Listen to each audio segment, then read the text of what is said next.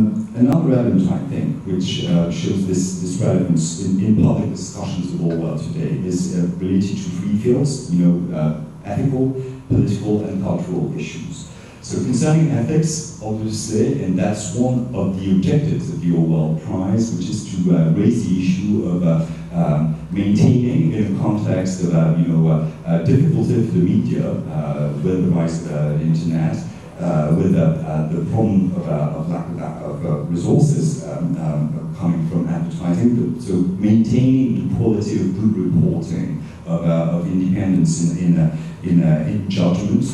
So that, I think, is very often an issue raised with Orwell. So how, in a way, here, to quote one form of presentation he was associated with, how he looks a bit like a founding father of modern journalism, and how this particular value of critical judgment needs to be upheld in a context of troubled times for the media today.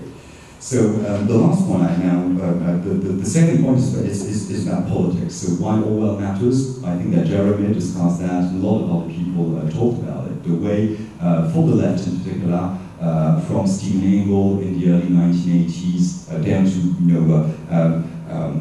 to more recent publications, there has been this interest about what Orwell means for the left today, with this sort of rediscovery of the value of common decency, which I think affects political discussion in Britain, but also, funnily enough, very much in France too, in the last few years. And finally, concerning the cultural relevance, I think that one of the reasons why Orwell speaks so much to the British public is how this issue of memory and the memory of Orwell is interrelated with issues of identity, so of national identity. So I think that there is a range of factors and reasons why there is this fascination still for him. First of all, I think one epithet that has not yet been raised is the fact that Orwell comes to be seen, and that's one of those elements of mythification, comes to be seen as Orwell the radical.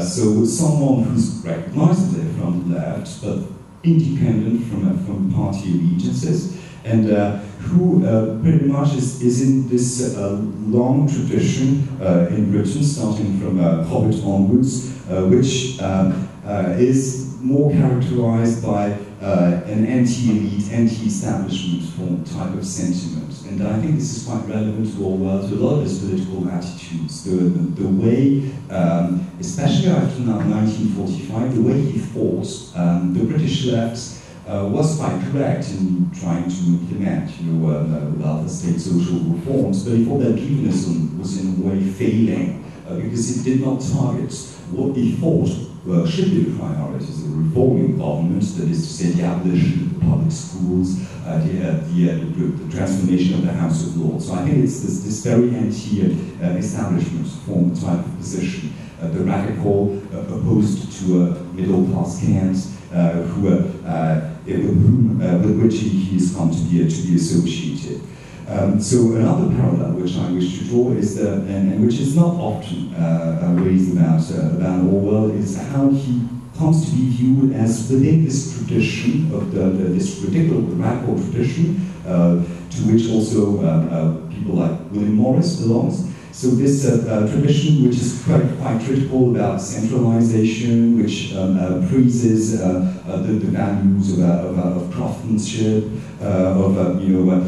this decency also of the common people. So this is a language which I think allows and makes it possible to have this cross-party form of presentation of Orwell, because the radical tradition is now so distant that it's perhaps less contentious than presentations related to the categories that were mobilized earlier on by Jeremy.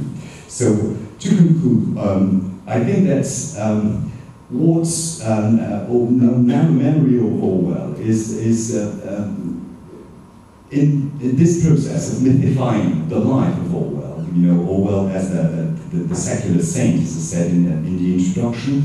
But there is also a very wide degree of recognition that Orwell, and the way he's interesting today for British reading audiences, is to quote what Orwell himself said about, the art of Donald McGill, that there is something about Orwell which was some imperative to be good, but not too good and not all the time. So I think this is a very balanced, in a way, process, which, yes, mythifies aspects of Orwell, just glosses over some of the complexities that characterizes his thought, that bypasses some of the ambiguities of his work, but that retains this awareness that why Orwell matters and why his work remains relevant is because of this highly English position of retaining some sense of independence and some ability to take a critical view, at times eccentric,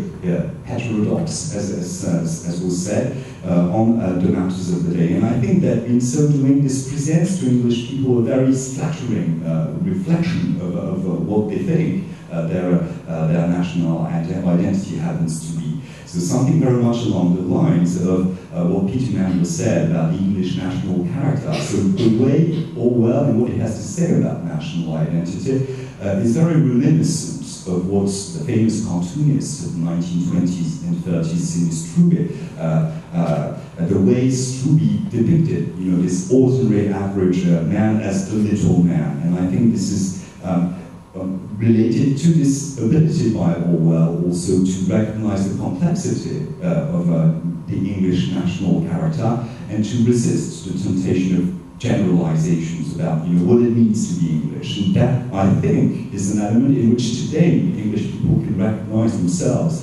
I think they would agree with the fact that the interest about Orwell's reflection about national identity matters today and to quote him as a parting shot, the fact that what he was interested in The Lion and the Unicorn, when he attempted this characterization of the English mentality, is to make a pattern out of this model. So this recognition that what actually matters is not so much its essences, but the recognition of those diverse forms of Englishness that exists. So this is a flattering reflection, and also a reflection that takes into account this impossibility of offering simple generalizations about the character of England. Okay, thank you very much. Thank you.